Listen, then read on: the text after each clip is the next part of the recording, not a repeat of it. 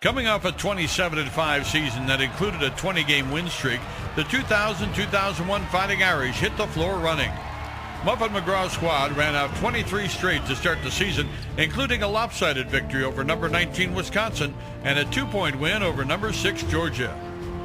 The Irish rolled over North Carolina and then handled number 5 Purdue by 9 in early December. The Irish were on a 12-0 run heading into the new year and the Big East portion of the schedule. A road win at Virginia Tech and a 21-point drubbing of Rutgers at the Joyce Center set the stage for the January 15th matchup with top-ranked Connecticut. The fans filled the arena and witnessed one of the greatest victories of all time as Ruth Riley dominated on defense and led the Irish in scoring as well. Kelly Seaman played with a broken left hand, and the backcourt was solid with Niele Ivey running the offense and Janika Joyce and Alicia Ratai tossing in the three-pointers. It was a total team effort as the Irish took over the nation's top spot with a 92-76 victory, the first ever for the Irish against the Huskies. The Irish ran off 6 more wins before Rutgers caught the Irish on a down day, winning by 1 in Piscataway. The Irish finished their regular season 26-1, and a road win at Pittsburgh elevated the Irish to number 1 heading into the Big East tournament. Notre Dame handled Georgetown and Virginia Tech, but fell to Connecticut on their home floor by 2. The Irish headed home for the first 2 rounds of the NCAA tournament. The number 1 seed in the regional was well earned. Alcorn State and Michigan fell easily to a focused Irish team that had dreams of getting back to the Final Four in St. Louis. The regionals were held in Denver, Colorado, and the Irish dispatched number 16 Utah by 15 and number 10 Vanderbilt by 8. The Irish team, led by St. Louis native Niele Ivey, were headed to the Final Four for the second time and would face top-ranked Connecticut for the third time. Sue Bird and Diana Taurasi helped the Huskies to a 49-37 halftime lead, a lead that would grow to 15 before the Irish rebounded and ran their way back into the game.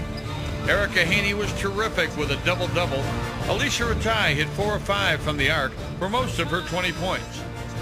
Ruth Riley and Kelly Seaman were solid inside, but it was Niele Ivey playing in front of her family at home in the Gateway City who helped lead the way with 21 points, 5 steals, 3 three-pointers, and 8 out of 8 from the free throw line as Notre Dame earned its first ever national championship opportunity with a 90-75 win over Connecticut. The Purdue Boilermakers advanced to the championship game and would face the Irish for the third time in 16 months. Katie Douglas had 18 points and 5 assists with 5 steals and had her team ahead by 6 at the break. The Irish had been here before, and the leadership of the seniors led the way. Seaman and Ivey helped stop the Boilers and set up Ruth Riley for one of the greatest performances ever in an NCAA final. You can't handle the Ruth was never more true. Riley scored 28 points with 14 rebounds and 7 block shots. The Irish got a huge three-pointer from Alicia Ratai late in the game to set the stage for a fantastic finish. Ruth Riley was 10 of 14 on the night from the free throw line, and when she was fouled with under 6 seconds to play, she did what she had always done. She knocked them down.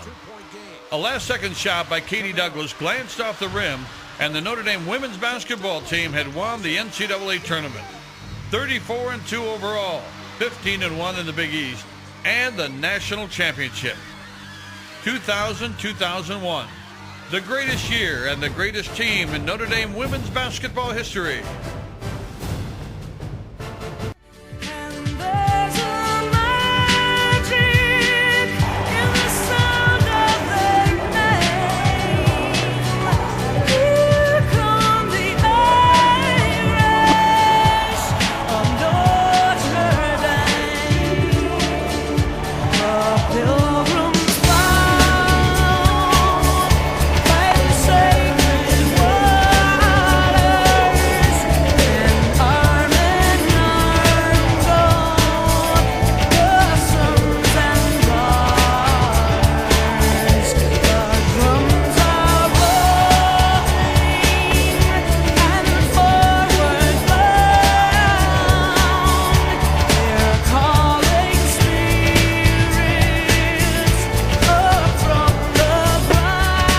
We know a lot of people that are in here followed us in St. Louis, and we really, really appreciate their support. Even when we didn't have, all the blue seats and we didn't have